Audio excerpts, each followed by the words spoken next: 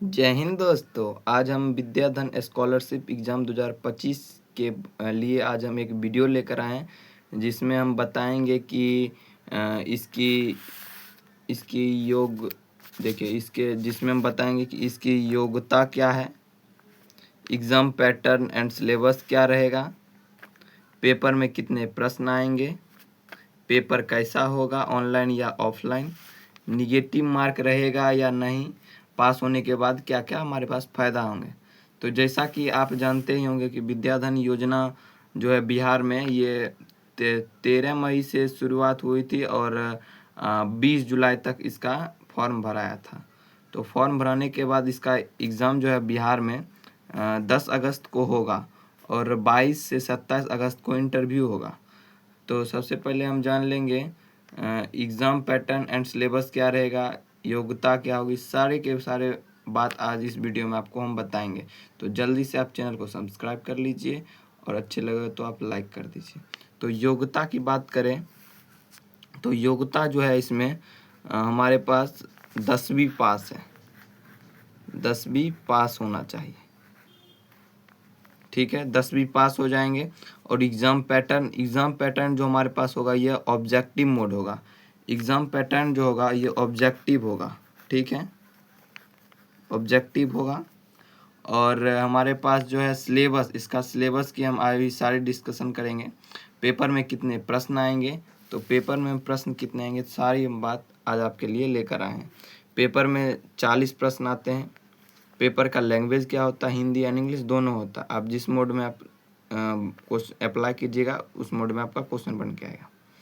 उसके बाद हमारे पास पेपर कैसा होगा, ऑनलाइन या ऑफलाइन। तो पेपर आज हम बता दें आपको ऑनलाइन होगा और ये आप जो पेपर देंगे ये घर पर ही आप देंगे, लेकिन इसकी बहुत सारे कंडीशन भी रहेंगे।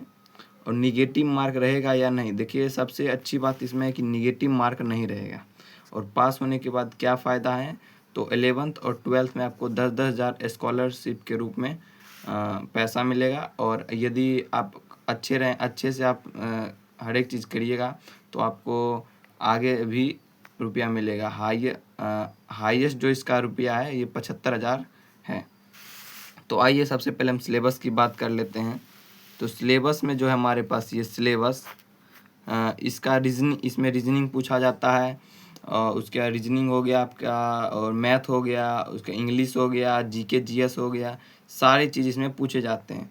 तो आज हम बताएंगे इस सारे का सिलेबस टॉपिक, जिससे आप आसानी से पढ़कर इस एग्ज़ाम में उत्तीर्ण हो सकते हैं और आप भी इस स्कॉलरशिप के भागीदारी बन सकते हैं। तो रीजनिंग की बात करें, मानसिक योग्यता की बात करें, तो इसमें हमारे सबसे पहले लुप्त संख्या। ठीक है, लुप्त संख्या जो होती है हमारे पास, लुप्त संख्या मिसिंग नंबर, ये आप पढ़ लीजिएगा। उसके बाद हमारे पास लुप्त अक्षर भी होता है, लुप्त अक्षर मिसिंग लेटर, ये भी पढ़ लीजिएगा। कैलेंडर है, ये भी पढ़ लीजिएगा। उसके बाद हमारे पास अव्यवस्थित वो शब्द जंबल वर्ड्स है, ये भी पढ़ लीजिएगा आप। उसके बाद हमारे पास रक्त संबंध है, ये भी पढ़ लीजिएगा। उसके बाद हमारे पास घड़ी है, घड़ी, ये भी पढ़ लीजिएगा। और हमारे पास जो है जल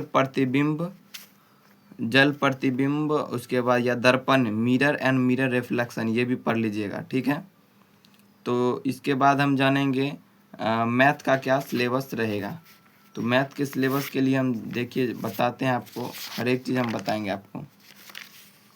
मैथ का सिलेबस जो है हमारे पास, ये मैथ का सिलेबस है।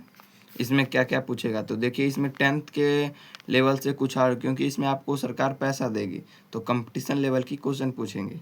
तो समय व चाल है, टाइम एंड डिस्टेंस, ये भी आपको पूछ लेगा।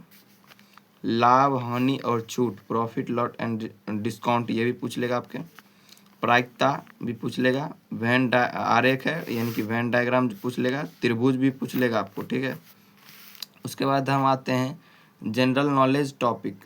तो जनरल नॉलेज में आपको क्या क्या पूछेगा, इसमें आपको हिस्ट्री पूछ लेगा, आधुनिक हिस्ट्री पूछेगा, इसमें कोई दिक्कत नहीं है। केमिस्ट्री पूछ लेगा, केमिस्ट्री, रसायन विज्ञान, केमिस्ट्री में आपको पूछ लेगा जैसे कि पदार्थ के बारे में पूछ लेगा, जैसे हो गया पदार्थ के बारे में पूछ लेगा। उसके बाद आपको धातु के बारे में पूछ लेगा, धातु और अधातु में पूछ लेगा, और अभिक्रिया से कुछ पूछ लेगा क्वेश्चन आपको। और उसके बाद अभिक्रिया हो गया, उसके बाद अम्ल क्षारक से पूछ लेगा, अम्ल क्षारक से पूछ लेगा, इसी तरह से आपको पूछ लेगा। तो फिजिक्स में आपको पूछ लेगा, जैसे चाल हो गया, दूरी हो गया, उसके बाद हो गया आपका प्रकाश का परावर्तन, इसके सारे डिटेल्स में पूछ सकता है, क्योंकि ये कंपटीशन है, ठीक है। और आपके पास इंग्लिश में भी इसमें क्वेश्चन पूछे जाते हैं। तो इंग्लिश के लिए हम सबसे पहले बता दें आपको, इंग्लिश में आप प्रीपोजिशन पढ़ लीजिएगा, ठीक है। प्रीपोजिशन, कंजक्शन पढ़ लीजिएगा, कोई दिक्कत नहीं है। या नहीं तो आप सबसे पहले पार्ट्स ऑफ स्पीच पूरा पढ़ लीजिएगा, क्योंकि इसमें क्वेश्चन ज़्यादा आते हैं प्रीपोजिशन कंजक्शन से, लेकिन आप पार्ट्स ऑफ स्पीच पूरा पढ़ लीजिएगा। एक्टिव एंड पैसिव वॉइस पढ़ लीजिएगा, नरेशन पढ़ लीजिएगा। यदि आप इस सारी चीज़ आसानी से पढ़ लेते हैं तो आप इस परीक्षा में उत्तीर्ण हो जाएंगे।